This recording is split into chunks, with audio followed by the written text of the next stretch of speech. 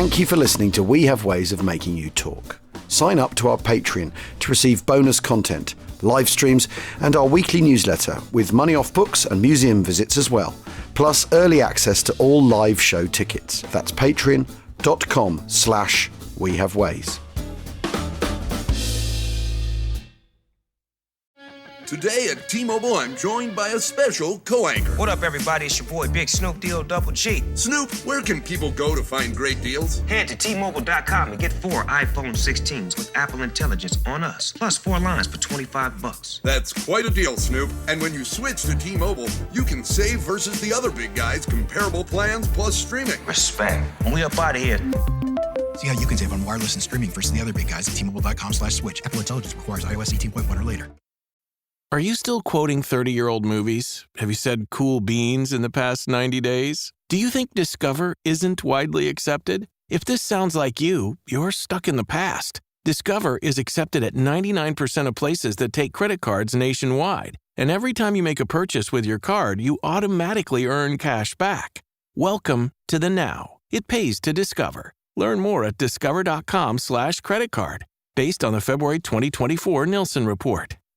Hey, it's Bill Simmons from the Bill Simmons Podcast here to tell you about Michelob Ultra Courtside. It's getting fans closer to the NBA with a chance to win prizes like courtside seats, a trip to All-Star Weekend, and much more. Check it out at MichelobUltra.com/courtside. Michelob Ultra Superior Access, Courtside 24-25 sweepstakes, no purchase necessary. Open to U.S. residents 21 and up. Begins on October 1st, 2024, ends July 1st, 2025. Multiple entry periods. Visit MichelobUltra.com/courtside for free entry deadlines, and official rules. Message and data rates may apply. Void where prohibited. We passed over a destroyed land. You were not seen it, do not know what hell looks like. We can have today only one purpose, and that is to see this thing through to the end. Meanwhile, in the Ardennes, the Americans have recaptured the initiative, moving step by step back over the lost ground.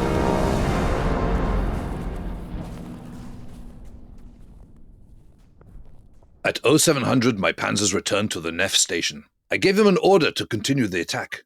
We got only a little distance and met fire. I thought it was tank fire, but it stopped us. We lost about 80 men, mostly from artillery. I went to a cave near the Neff station. At noon, I got the impression the American battalion was attacking in both places and closing up my northern side, so I returned to Manhay. There was a U.S. Army aid station there. I went to the doctor and asked if he would help me care for my wounded. There was a nurse there, and she was very beautiful. And that, of course, was General Lieutenant Fritz Bayerlein describing the events of the morning of the 19th of December 1944 near Bastogne. Yes, and welcome to We Have Ways of Making You Talk, Battle of the Bulge, Episode 7, which takes a Mills und Boon texture, as it's a story of middle-aged late September love and lust, which intrudes into the torrid narrative of the German Ardennes offensive of the winter of 1944. And arguably, she is the most consequential nurse of World War II. We'll get to that, won't we?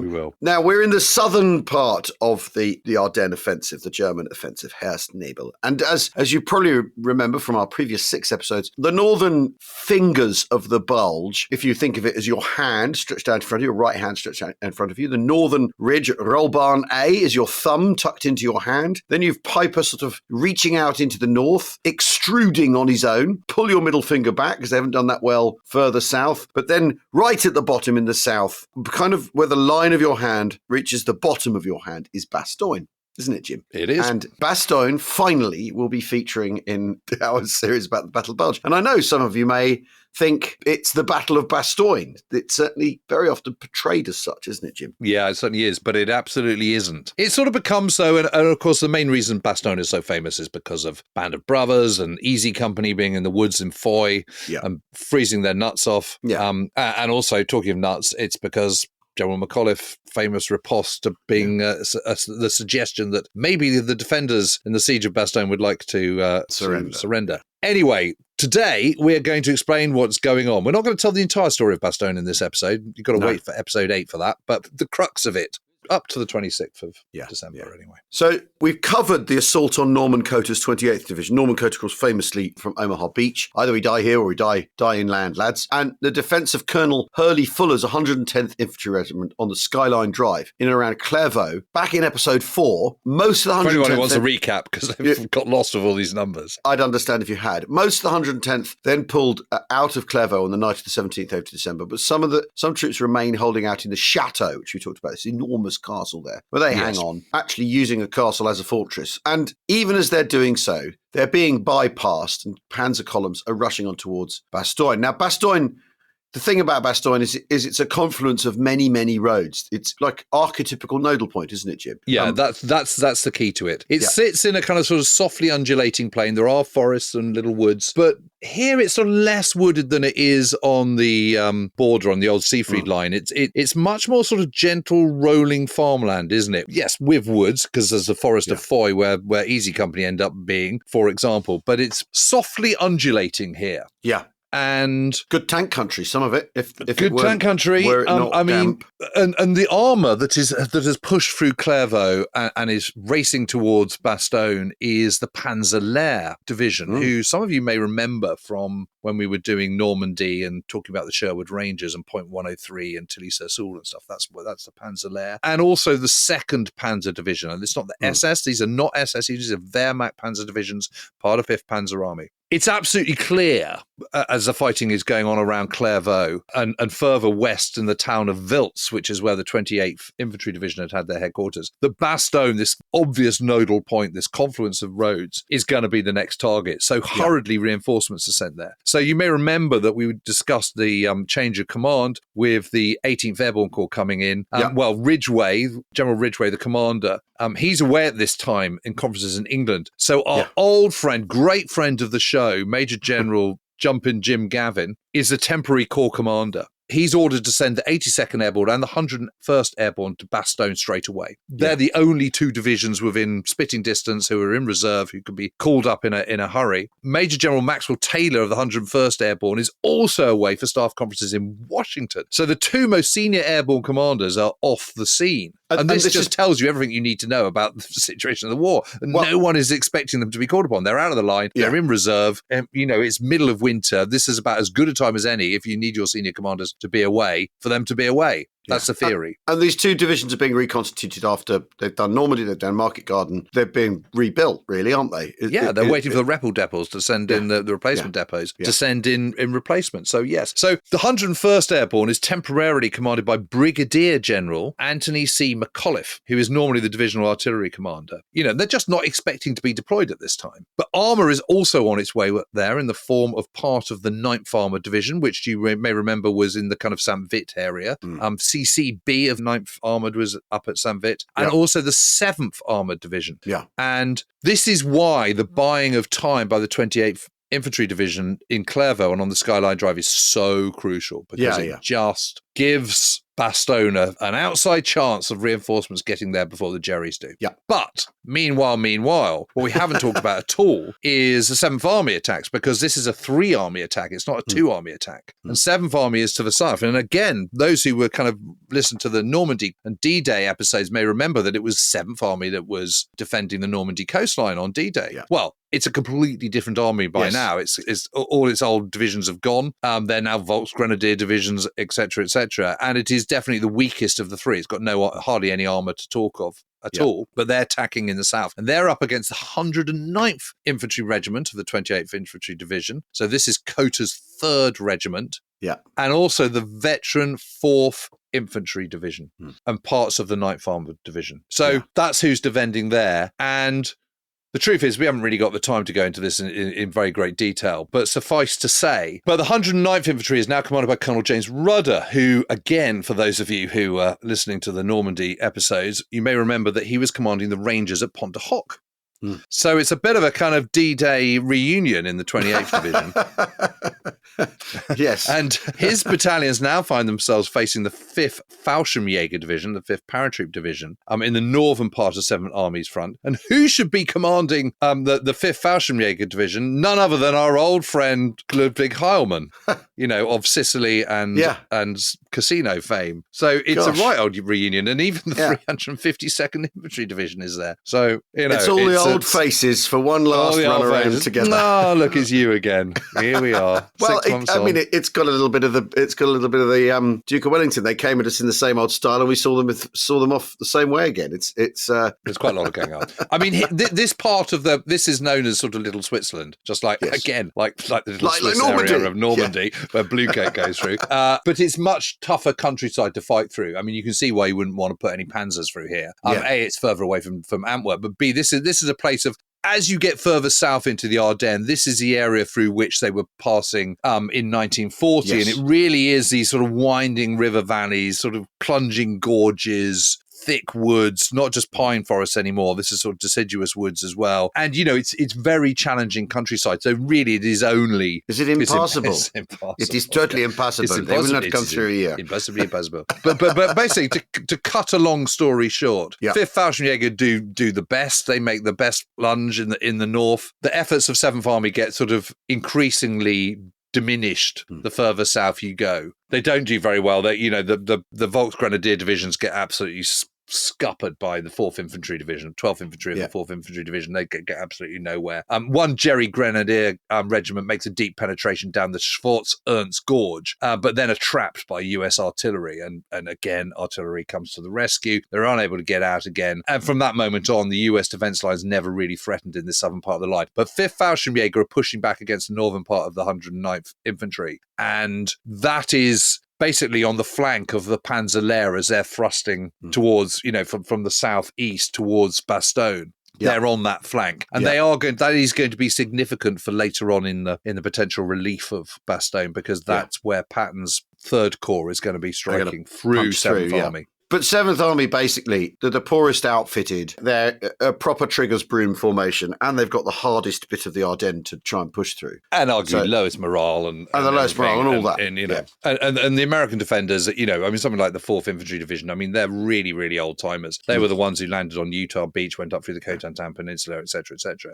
They're a tough outfit these days. Yeah. Meanwhile, while that's going on, the roads to Bastogne are finally open on X+2, and you'll remember that we have D+2 for the Allies and the Germans use X. So this is the 18th of December. As Clairvaux is finally falling, and obviously the defence of the 28th Infantry there, the 110th Infantry Regiment, is collapsing. So 5th Army, Panzer Army, has now blasted a pretty big gap in the US defences. And it's just easier country through which to pass because it is this more open farmland and fewer forests. Yeah. But German timetable is still slipping pretty badly. German decisions, don't forget, are all based on this factor of time. And Bastogne was supposed to have been captured on X+1 and the Meuse X+3. 3 days to the Meuse and 1 across, just like it was in May 1940. Yeah. And also, the other thing, they've been using the exploitation forces to do this punching through anyway. So they, as a result of things not going according to plan, panzer divisions that are meant to be nearly at the Meuse by now are bogged down in the fighting to create that opportunity, aren't they? Yeah. So that ain't going to work either. Now, this of course, the defence by 28th Division gives General Middleton, I'm a big Troy Middleton fan, and maybe one day we'll we'll give him a podcast of his own. Some breathing space to prepare for defence of Bastogne, which the Americans, they know exactly that they have to defend this town. And, when Gavin's asked to send 82nd and 101st into the fray, that's the town they're earmarked for. He says, no, actually, I need to keep 82nd out of that. We'll send 101st, doesn't he? Yeah, because he can see, well, because at this stage, what's happening is St. Vith is threatened, but you've got Kampfgruppe Piper at its height. Yeah. So 82nd Airborne is needed to block that hill mass around Werbermont, which is where he sets up his CP, both as acting corps commander, but also as 82nd Airborne headquarters. So 18th of December, Jim Gavin gets to the front, he checks out Werbermont area, and then as acting corps commander, then hurries down to Bastogne. So Gavin is in Bastogne. And when he's there, he witnesses a huge amount of confusion, vehicles going to and fro, the backroom staff there kind of bugging out effectively. The corps headquarters in a schoolhouse. He meets Middleton and talks to the staff. Then McAuliffe turns up. He's one of the first people from the 101st Airborne to get there, and Gavin gives him his orders in person. And he tells McAuliffe, 101st got to help provide all-round defence, and you've just got to stay here until further orders. In other words, hold Bastogne. Yeah. And then Gavin heads back to Werbermont, and he's really lucky because he only just misses a German spearhead of the 116th Panzer Division, which is going north of Bastogne. Scooting about doing all this is extreme. It's very, very, well, very it's remnant of what's his name, isn't he? That German guy comes a cropper in Arnhem. Yeah. Kussin, exactly. Yeah. Yeah. Well, or he's lucky he doesn't end up just stuck in a farmhouse hiding.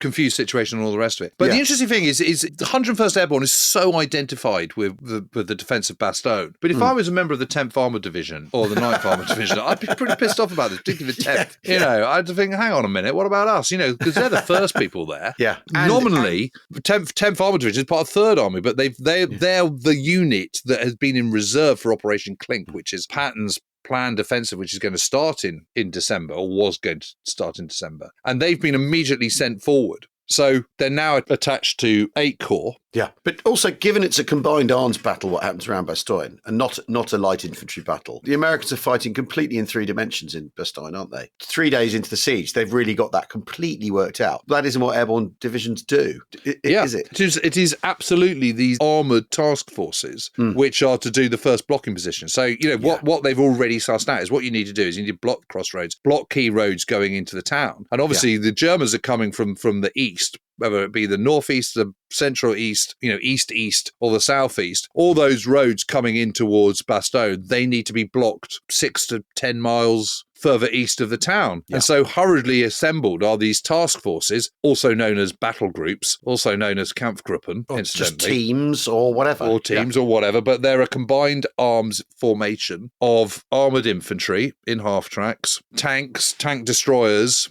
and, of course, artillery. Yeah. Task Force Rose is sent up to Clairvaux to block the road from Clairvaux. Task Force Harper is then put behind them at Alaborne. And then you've got priests, and priests are the Sherman chassis with a 105mm gun on them of 73rd Armoured Ford Artillery Battalion. They're also covering these task force, providing covering fire. You've also got the Sherman that has a 105mm howitzer on it as well in a turret, one of the artillery variants that the Americans have at their disposal. Because gunnery is so crucial to this battle.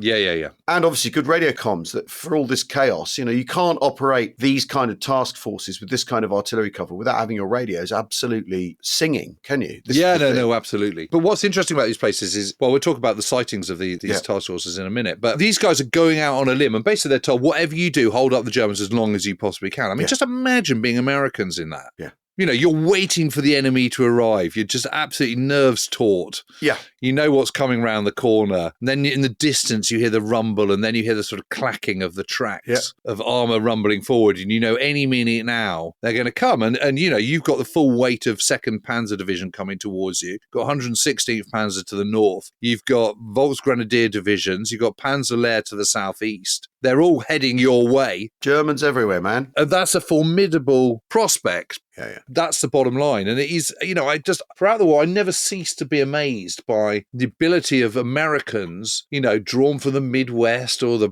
West Coast or East Coast or Deep South or wherever, coming together thousands of miles from home and fighting in some tiny road in the middle of the Ardennes in what is, half a suicide mission. It's absolutely incredible. And, frankly, massive hats off. Well, being prepared to spend their lives and not cheaply in these situations.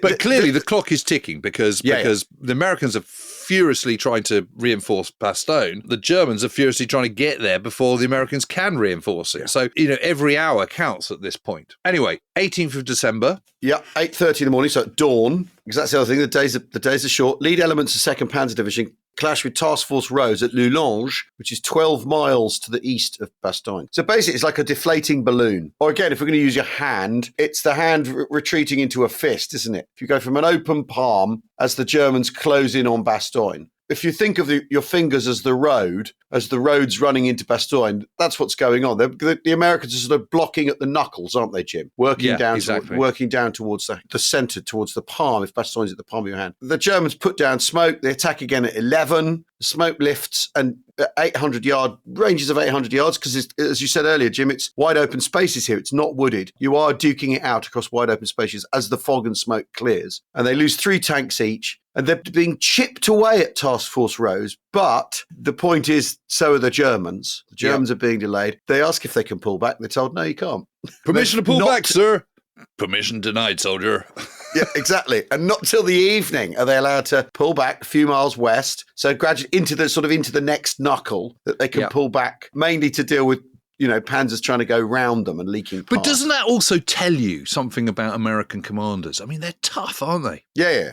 You know, someone like Middleton gets the situation here. Yes, Task Force Rose is getting a hammering and lots of his men are being killed and wounded and taken prisoner, whatever. Yeah. But too bad. What's the mission here? The mission here is to hold up the Germans as long as you possibly can. So no, you can't just come back, because if you do that, you're pulling back, several miles, and the Germans will come forward several miles. Yeah. And the 101st Airborne aren't here yet. And also withdrawing, you're prone to being disorganised in the moment of withdrawal, particularly if you're in contact with the enemy. It's very difficult to withdraw when in contact with the enemy. It's the thing you try and avoid doing. Yes. So he's making sure they're avoiding doing that. And then Task Force Harper. I mean, this is interesting, isn't it? Germans don't fight at night, but here they are. They're being attacked at 8 p.m. and they're done by midnight. Harper and his men escape north towards Houffalize. The rest of that combat command headquarters pull back towards Bastogne after midnight. But that has bought time for Combat Command B from the 10th to arrive. Yes, because TF Rose and TF Harper from 9th Armoured. Yeah. So 10th Armoured have had time to get to Bastogne, so it's working. Yeah. And they start putting together more task forces. And I think probably the most famous maybe is Team Cherry. There's Cherry, Desabry and O'Hara. And again, they're sent back up the fingers to cause more blockages. So Cherry go to Lulange Road towards Longvilly, which is 6 miles east of Bastogne. Desabry go set up a block past Foy at Neuville to the northeast of Bastogne. And then Team O'Hara go to Wardin, which is southeast on the road to Wilts. Yeah.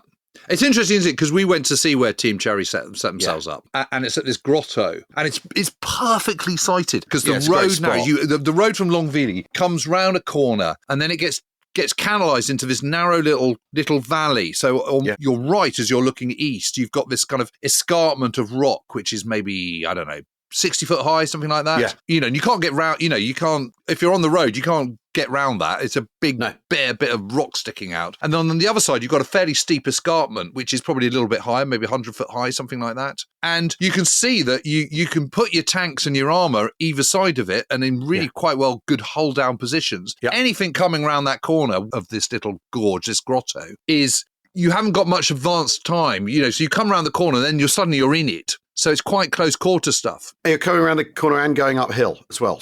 And uphill. So it's really, really well sighted for an attack from the east. And it's just fascinating to be there. You just look at it and you just go, oh yeah, I can see why you'd go here. Yeah. But it is important to understand that there are 2 panzer divisions and elements of 3rd heading to Bastogne. As we mentioned a few minutes ago, 116th Panzer to the north, 2nd Panzer coming from the kind of east, northeast, Panzer Lehr coming from the kind of south, southeast, I suppose. Yeah. So they may be in these little points on the knuckles. It's kind of 4 o'clock, isn't it? And 2nd Panzer is 2 o'clock, basically. Yeah. But there are these giant formations in all directions because these teams they're scratch formations, aren't they? They're what can be stuck together and mustered. Yeah, absolutely. Yeah. So you've got 2nd Panzer getting close. The first clashes are on the 18th of December with 2nd Panzer coming up against Task Force Rose. But you've also got Panzer Lehr pushing forward. But Panzer Lehr are having a frustrating time because even though they've broken out, that they've gone round Clairvaux and got through Clairvaux on the 18th, there's still kind of resistance that day. And the problem they've got is as they're pushing towards Bastogne, they keep coming through these little villages. And where there's villages, there's little pockets of Americans. And there's also little woods. And the Americans are sort of jumping out with bazookas and sniping at them, and they all need to be mopped up, and it's just sort of attriting them a little bit and holding them up, and the roads aren't great, and it's muddy, and it's just not that easy. And they've also then, their progress is further compounded by the fact that horse-drawn grenadiers are getting mixed up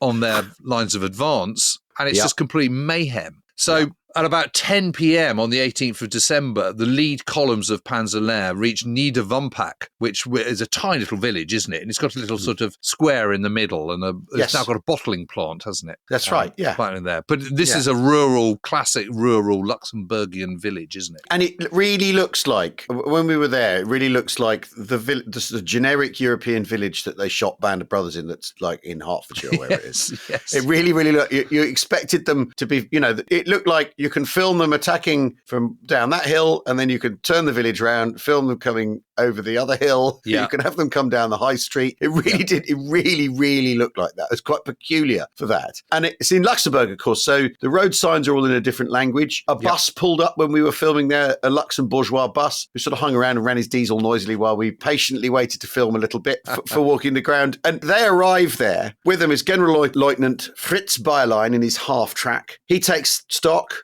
with his ops officer, Oberst Lieutenant Kurt Kaufmann. And they've three choices now, haven't they? Yeah. And this is the fateful decision that that Bayerlein has to make. He can lunge north to the N12, the Longvilly Road. Which is where Task Force Cherry is. Which is Cherry is. He can head south to the N34, the main road heading for the southeast. Or there's a track, a third route in the middle, marked on the map. And Bayerlein's no fool, so he thinks, well, the other two, because they're proper roads, they're going to be guarded properly. So I'll take the track route. They talk to a local farmer, don't they? The local farmer says, oh, no, it's fine. Yeah, he'll be all right on that track. Yeah. So we went on that road, didn't we? And the road suddenly petered out to a track. Yes, and exactly. Yeah. Suddenly it is just a sort of, a stony track. And we're sort of thinking, well, I hope the hire car can cope with this. And my trusty Golf, but it did. Yes, your Golf. I mean, your personal Panzer did the trick. I mean...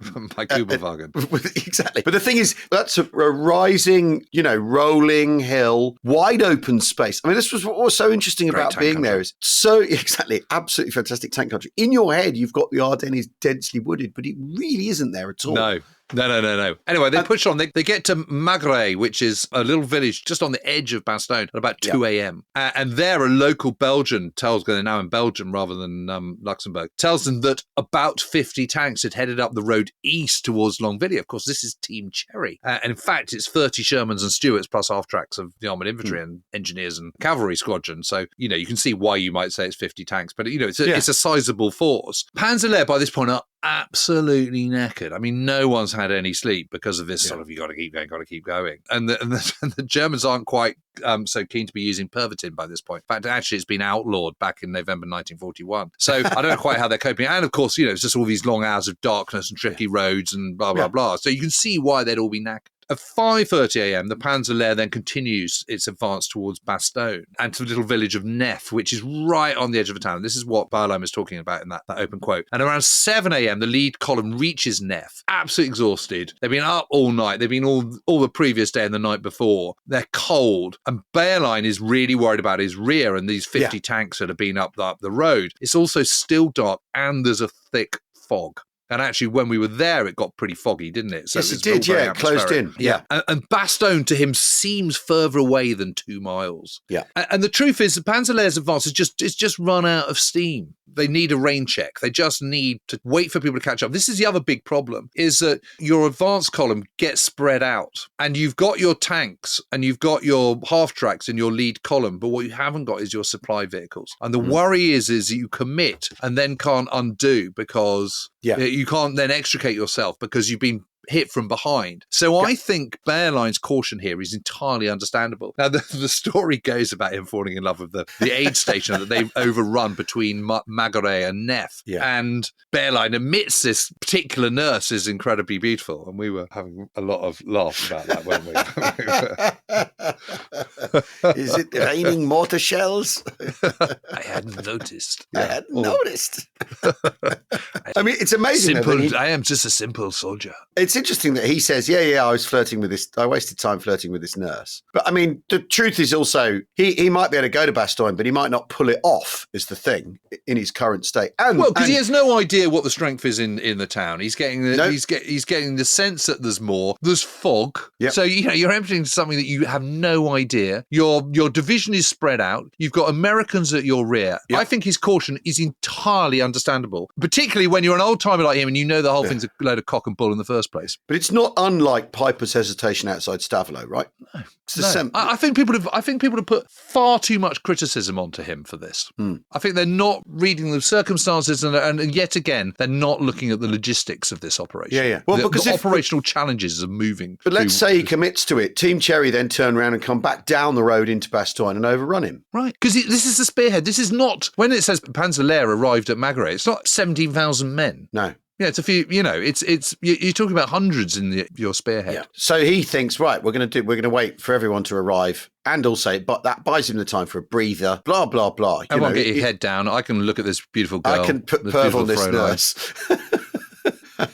But he decides, I'm going to have to deal with these people in my rear, so to speak, which is Team Cherry up at the San Michel Grotto, before he can crack on, right? Doesn't he? Yeah. Cherry isn't there. He's gone back into Bastogne to, catch up with Combat Command B, with the Colonel Roberts from Combat Command B of the 10th. He goes to go back to his task force, to his team, and Panzerlehr in the way. Yeah, there's bloody huge great Panthers in the way, Panzer IVs and whatnot. Yeah, which just shows, things so fluid. The irony here is time is absolutely of the essence for Byline, but you can also see why he might stop. Because otherwise you won't have concentration. Well, you can only do what you can do. You don't want to have... It's better to stop, take a break, watch everyone catch up and attack in strength than it is to rush in with insufficient forces and cock the whole thing up. So he moves on Team Cherry, and in charge is Lieutenant Edward P. Hajduk, and he's attacked...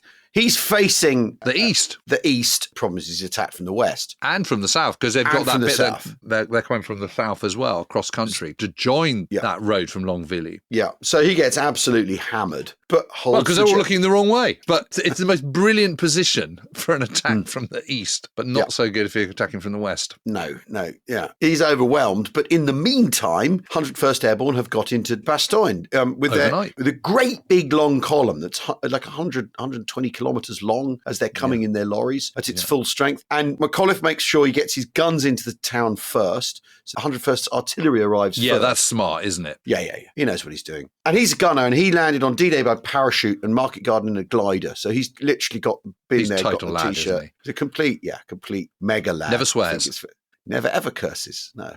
It's one of those supercontinent guys. So on the 19th of December, 8:30, Kampfgruppe Fallois of Panzerlehr pushes into Neff, but then sees an approaching patrol of the 3rd 501st Parachute Infantry Regiment and halts. So there they are, 101st are present. There were other parachute infantry regiments other than the 506 people. And then there's basically a sort of standoff of Panzerlehr are waiting for achieve enough mass, and they're taking the breather. Team Cherry in the afternoon. Yeah, that same afternoon of the 19th. Yeah. But, again, it's by this point, it's X+3. Yeah. Team O'Hara, they're also attacked by Kampfgruppe Fallois, and they're pushed out of Vaudin and back towards Marville. It's interesting. This is going on, these attacks going in all day. Yeah. 26 Volksgrenadier attack Bizory at dusk, which is another village east of Bastogne. They're held up by paratroopers and McAuliffe's guns. And then after dark, Kampfgruppe Poschsinger of Panzerlehr, they tried to take Neffa, but they're stopped by the 501st Parachute Infantry Regiment. And Bearline says, I was of the opinion that Bastogne must be attacked by engaging all the forces of Corps, Panzerlehr, 2nd Panzer, and 26th Volksgrenadier. We did not dare to pass it by, and the commitment of weak forces by Corps would lead, in the view of my experience on the 18th and 19th, to failure of the mission. Can't really argue that, to be fair. And also, where are you from? What are your parents' names? It would be lovely. It would be lovely to visit your house. Fräulein, you have such a pretty chin. But he's quite right here, isn't he? Yes. But his problem is he can try and create greater concentration of force, but the Americans are doing the same as well at the same time. Yeah. So the next day, 20th of December, Panzerlehr resumes its attacks against the southeast of Bastogne. There is this sort of slight sense that they've kind of missed the boat here. But Bearline is reluctant to do so. By this point, he's kind of totally realizes the futility of it all. He's a real old warrior, is Bearline. He does attack later that day and loses a further 150 men for kind of very little gain. Again, this is the kind of problems of attacking, in open countryside against troops that are pretty well dug in and against superior artillery. And it's interesting because one of his staff officers says, Bearline at this time was like a tired old battle horse. During the D-Day landings and the bombing of Saint-Lô, he became battle fatigued. Bearline was a middle-aged man. Here in the Ardennes, he wearied easily from almost 6 years of war. Well, there you are. But a big chunk of 2nd Panzer Division pushes on, crosses the river Ourt at Ourtville. First Kampfgruppe Bohm, then Kampfgruppe Yeah, so they've gone over the Kochenhausen. top. They've gone over the top of, basically. Yeah, they've gone round the top. Yeah. And by the 21st, we're 5 days now from X-Targ. Yeah. Defense of Bastogne's solidifying. General Lutwitz gives Bearline permission to move Panzerlehr round to the south of Bastogne and try and strike on towards the Meuse. So basically, don't worry about it. Yeah. With Kampfgruppe Verlois in the lead, which clear that Panzerlehr, they're wasting their time. So all of that all been pointless. This delay, this sort of indecision, or not indecision, but trying to summon up the strength of attack Bastogne has been a waste of time as well. Yes. I mean, you got the situation that by the 22nd of December, when Panzerlehr finally gets moving from the southeast of Bastogne, so you've got 2nd Panzer's already moved around the top. Yeah. Panzerlehr then that day moves around the south, which basically means by that point, Bastogne is isolated and surrounded effectively. Yeah. But it's not, don't think of this as a sort of solid ring of German forces around the city. The West is still pretty porous, it has to be said. Yeah. Anyway, we should take a break. That's a very long first half, but that's a good place to take a break, I think. Yeah. We'll come back to what then proceeds before the bit on the telly. Yeah. We'll see you in a moment. This episode is brought to you by the Nissan Armada Pro 4X. With a twin-turbo V6 engine ready to propel your adventures, up to 8,500 pounds of towing capacity to haul all your favorite toys, and space for 8 passengers, Nissan's most powerful car yet will chew up and spit out anything you throw at it. Learn more about the all-new 2025 Nissan Armada at nissanusa.com. Towing capacity varies by configuration. See Nissan Towing Guide and Owner's Manual for additional information. Always secure cargo. Take me out to the ball game. What are you doing? Did you know DirecTV has the most MLB games? So, you're singing? Yeah, they put your favorite teams front and center right when you turn it on. Buy me some cold cuts and flapjacks. Those aren't even the words. I'm allergic to peanuts. Stream DirecTV, home of the most MLB games. Visit DirecTV.com. Claim based on total games offered on national and regional sports networks. RSNs available with choice package or higher. Availability of RSNs varies by zip code and package. Building a portfolio with Fidelity Basket Portfolios is kind of like making a sandwich. It's as simple as picking your stocks and ETFs, sort of like your meats and other topics, and managing it as one big, juicy investment. Now that's pretty good. Learn more at fidelity.com/baskets. Investing involves risk, including risk of loss. Fidelity Brokerage Services, LLC. Member NYSE SIPC.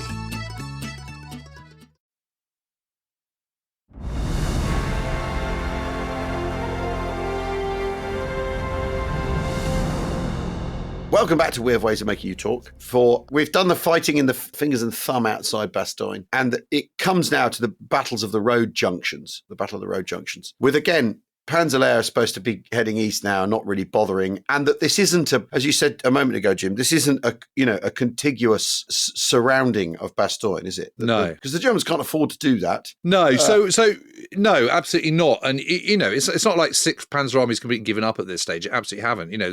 They're now pushing west of Saint-Vit, which is kind of to the northeast of Bastogne, and they're going to the Thai Plateau, which is this sort of area, sort of Houffalize, and all around there's a whole series of, and Vilsarm and so on, and they're kind of pushing westwards. So this area roughly runs from sort of Trois Ponts, which is, you may remember from the Kampfgruppe Piper episode, down to Hotten and Marche. And Marche is sort of in the south, in the sort of southeast of Trois Ponts. One of the main routes going west to Dinant, which is the main town on one of the major towns south of Liège on the River Meuse, runs through the following towns. So it goes east to west: Saint-Vit, Vilsarm, Lernoux, Manhay, Érezé, Hotten, Marche. Yeah. That's the kind of roughly either side of that, and along that is the route that the Germans are taking at this point. And so you've got 116th Panzer pushing through to the south through Houffalize and reaching Hotten on the 21st of December. And then you've got and 2nd Panzer coming up south of them. And then you've got sort of, to the north of that, you've then got 2nd SS Das Reich coming in. So 2 SS Panzer Corps is still struggling to kind of sort of get anywhere, really. They're still using the Lossheim-Graben, which is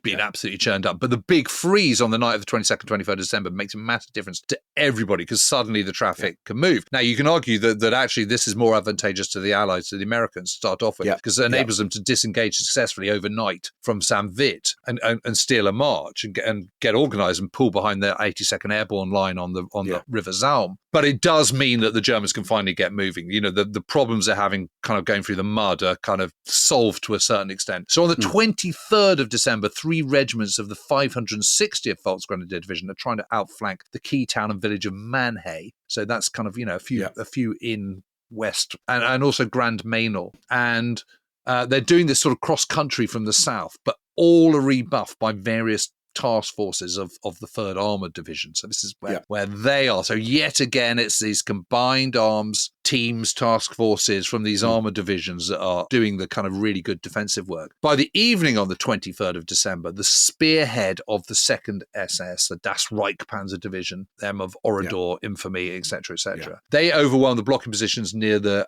Freiture village, which is held by Major Arthur Parker with a detachment of the 589th Field Artillery Battalion and supported by Sherman's of Task Force Kane from 3rd Armoured Division. They're hit very hard by artillery from Das Reich and then attacked. But the Germans are unable to overwhelm that position until well after dark. And this becomes known as Parker's Crossroads. And again, you can go there to this day. The Crossroads is still there. There's pine forests. There's now some rather naff sort of motels and dining restaurants and stuff because it's a big sort of winter sports sort of cross-country skiing and that kind of stuff. They love it around there. Meanwhile, at night, at Ammonine, which is another village, Grenadiers are joined by other elements of Das Reich. And so a sort of big sweep is coming in from Houffalize northwards towards Manhay and Grand Mainel, but also kind of westwards from the town of Veilsarm. So there's this big sweep of these two divisions coming towards the Americans in this position, in this area, in this sort of, and it becomes what's known as the Battle of the Crossroads. Yeah,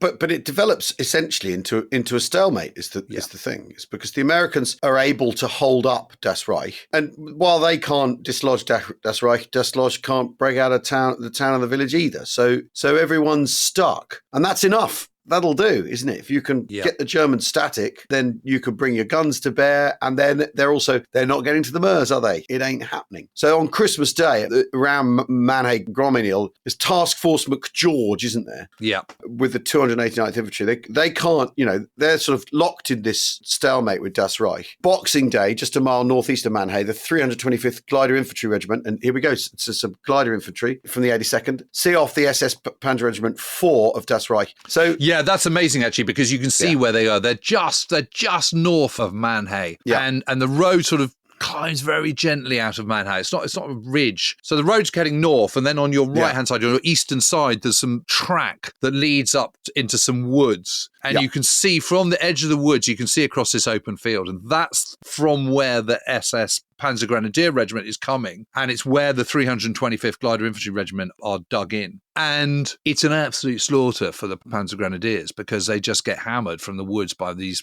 Americans with their small arms and artillery behind. I mean, it's the same old story every single time. Troops that aren't quite well trained enough to attack across open territory, open country. Which is difficult anyway, even if you are well trained. That's really, really, really hard. Yeah, and again, it was just one of those things, because I think I looked at that before you. I went and had beetled around that before you got out to the Ardennes. And it's another of those places where you just go, right, I get it. I see why this German attack didn't work. Yeah. It's really, really obvious. And then by dusk, the 3rd of the 517th Parachute Infantry Regiment, who they finally take Manhay. Yes, and this is where, what's his name? Bachmann gets his Panther knocked out, and he kept an account of this. And his Panther is still there in Grand Mainel. Yeah. Very good little museum there as well in Stoke. Oh, really? Yeah, if anyone's down there, it's really worth doing. It's an absolute forgotten corner of the Battle of Bulge. No one goes there because, it's all Bastogne, and if you're not going to Bastogne, you're going to the Elsenborn Ridge. Yeah. Yeah. No one goes here, but it's just fascinating. And there's an amazing aerial photograph of the road between Grand Mainel and Manhay, where you can see sort of snow on the ground, and it must have been taken kind of sort of at end of December. And you can just see these little black dots of kind of Shermans and Panthers and tanks that have been knocked out, either side of the road in this kind of sort of duel of task force and Das Reichness. And then on Boxing Day, the same day, Kampfgruppe Bayer of 116th Panzer, they get trapped at Verdun between Hotten and Marsch. And it's the same. It's the thing that's happening everywhere. The spearhead gets ahead of the tail, loses touch with its tail and its infantry support, and gets cut off. And by this point, 116th Panzer, they're badly weakened. There's an attempt to rescue Kampfgruppe Bayer, but they're held up by the 334th Infantry Regiment of the 84th Infantry Division, the Rail Splitters. And so Bayer has to do the same as Piper. And, when we did the Kampfgruppe Piper story, you can look at that in a way as the sort of microcosm, illustrative story of what happened to the Germans in the Ardennes offensive. In the end, they have to abandon their vehicles, and Kampfgruppe Piper and Kampfgruppe Bayer have to do the same thing and say, all right, lads, every man for himself. That's the end of that. Yeah. A shout out for the 3rd Battalion of the 517th Parachute Infantry Regiment, the forgotten PIR. of 82nd Airborne. You know, because this is I think this is their first action. It is. Isn't it? Yeah, it is. Yeah. But basically, by the end of the Battle of the Crossroads is over, and the Führer Begleit Brigada, also they're stopped dead south of Holland, and that's it basically. Just run out of steam. Yeah, because they only ever would, but also because the Americans fight doggedly. And this again, you come back to this thing of lads from wherever defending every single crossroads, every single corner. It's extraordinary. Meanwhile, in Bastogne. So Panzerlehr is on its way west, but minus Kampfgruppe Hauser, which has been asked to stay behind to add a little bit of heft and firepower to the Volksgrenadier divisions. They're now supporting the newly arrived 26th Volksgrenadier Division under General Major Kokot. And between the 20th and the 23rd of December, Kokot draws a cordon around Bastogne. You know, it's still a bit porous to the west of the town. And this is where the 5th Fallschirmjäger Division under Heilmann, when it finally arrives there, from 7th Army, Brandenburger's 7th Army, when it arrives there, expected to fill this gap, but they're not there yet, is the truth of the matter. But to all intents and purposes, Bastogne is effectively surrounded by dawn on the 21st of December. Yeah. Now, Middleton has placed McAuliffe in charge of the whole thing because is it 10th Armoured in charge or is it 101st in charge? But it's McAuliffe. And I think that's also one of the reasons why in the narrative it seems like the 101st dominate. But he's placed in charge on the night of the 20th with Colonel Roberts, who is the commander of CCB of the 10th Armoured, immediately under him. There's also a number of various stragglers that have come in from the 28th Division and various others, and they're placed into Team Snafu, situation normal, all effed up. And they're now broken up into sort of security patrols around the town. Just patrolling at night, making sure there's no kind of German patrol infiltrations or anything like that, looking for weak spots. And at the same time, Germans are also repositioning because most of their armament is now heading west. So what's left now is mainly the 26th Volksgrenadier Division. And the truth of the matter is that's not enough. No. To be able to, you're not attacking with a 3-1 advantage by any stretch of the imagination. No. And but I don't think what's interesting about this, though, is the Germans seem to think that they have the upper hand. I'm not sure they do. I think they think let's try it on. Yeah, but So at 11:30 a.m. on the 22nd of December, 2 Panzerlehr officers from Kampfgruppe Hauser walk up the road from the south of the town under a white flag. And they're there to offer the defenders an honourable surrender. I mean, which is just sort of a little unlikely, isn't it? They're taken to McAuliffe's headquarters in blindfolds. And then McAuliffe is told of the surrender demands. And this is the extremely famous. And he's never known to swear. Instead, he says, "Oh, nuts," in reply. Thinks it's and preposterous. this is because he just thinks the whole thing is just ludicrous. Why on earth would we do this? But he's absolutely right. They've held on this long. They've been reinforced. It's obvious, isn't it? He can't think how to reply, how to write a proper reply to this. So his staff without swearing or whatever. So his staff basically say nuts because nuts is fine. And it really is to command a German force nuts. the telegram, isn't it? That's all they say. It's nuts. The reply. Yeah. So what's so brilliant is the officers look at this. What is this nuts? What does this mean? And they're wondering what they should say to General Lutwitz, who is the 47 Corps commander, Panzer Corps commander, and Colonel Harper, who's one of the staff officers, goes, "If you don't understand what nuts means in English, it's the same as go to hell. And I'll tell you something else. If you continue to attack, we will kill every goddamn German that tries to break into this city." That's right. I mean, although, I mean, the Americans... Dankeschön. Wir verstehen, Dankeschön. I mean, the Americans are hard pushed at this point because they're running low on ammo and McAuliffe rations the artillery and he's asked, what are the parameters here? And he says, if you see 400 Germans in a 100-yard area and they have their hands up, you can fire artillery at them, but only 2 rounds. Which is kind of like... only 2 rounds. Oh, great. Which shows they are hard pressed, but there's absolutely no way he's going to surrender. No, of course not. Just silly. On the 23rd, significant German attacks renew. In the afternoon, Kampfgruppe Hauser make another attempt to push into the city at Malvi. And 1 platoon of Company G from the 327th Glider Infantry Regiment was overwhelmed after dark. But then Shermans from Team O'Hara turn up and halt the German attack into the village. Yeah. This is what's really interesting is the 23rd is also major tipping point for the Americans here because it's clear skies and because you have an airborne division in situ. They know how to be resupplied by air. They know how to do it. It's part of their DNA. It's part of their battlecraft. And so that's what starts to happen. And by dusk, you've 241 sorties have been flown over Bastogne, dropping 441 tons of supplies. It's the luck of the draw that 101st are there and can do this, but it serves them to a great advantage, doesn't it? Yeah.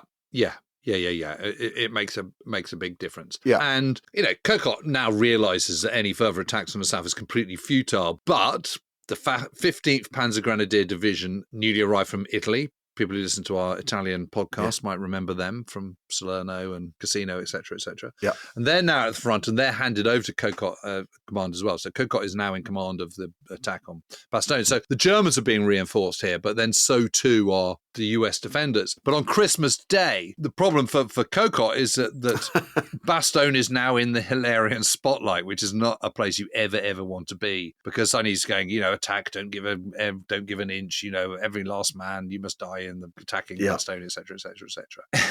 And Manteuffel very reluctantly passes on Hitler's message that Bastogne's got to be taken at all costs. Yeah. And everyone sort of groans and sort of, rolls their eyes. But anyway, 15th Panzer Grenadier, having just newly arrived, having no time to kind of get a recce, lay of the land or anything like that, attacks from the north at 3:30 a.m. with 30 tanks and self-propelled guns, so Stugs and what have you, and 2 battalions of infantry. And Kokot, by this point, is attacking pre-dawn to avoid the Yarbos, and the Yarbos being the Jagdger bombers, the fighter bombers, which are now running amok because, of course, the skies are cleared on the 23rd. So, 24th and 25th, Christmas Day, the skies are still clear with the snow coming down and everything. So McAuliffe is informed right away by Company A of the 502nd Parachute Infantry Regiment in Rolly, and warned that the Krauts were on top of them, and then the line goes dead.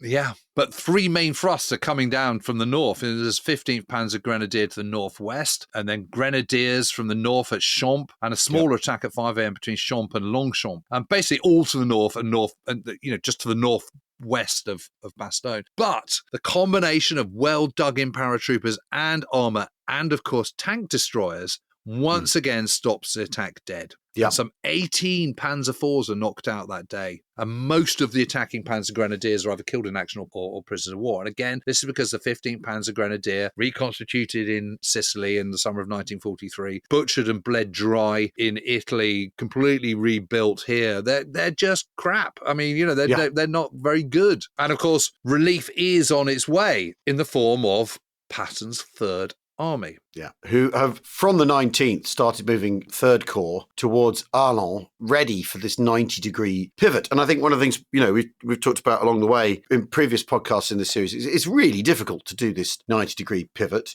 turn everything around. I mean, Patton's staff he's asked them to prepare for this previously. So it's a thing the staff have actually rehearsed, this kind of redirection. But, nevertheless, pulling it off is really, really, really difficult. You've got infantry from the 26th and the 80th Infantry Divisions and armoured from 4th Armoured and 3 artillery groups. And by the 22nd of December, 4th Armoured are at Martelange, which is 13 miles south of Bastogne, 26th Div to their east, and 80th Division then took Heiderscheid. They're close. They've got to fight their way through 7th Army's northern spearheads, of course. Which is so this is Harman's 5th Fallschirmjäger Division. Yeah.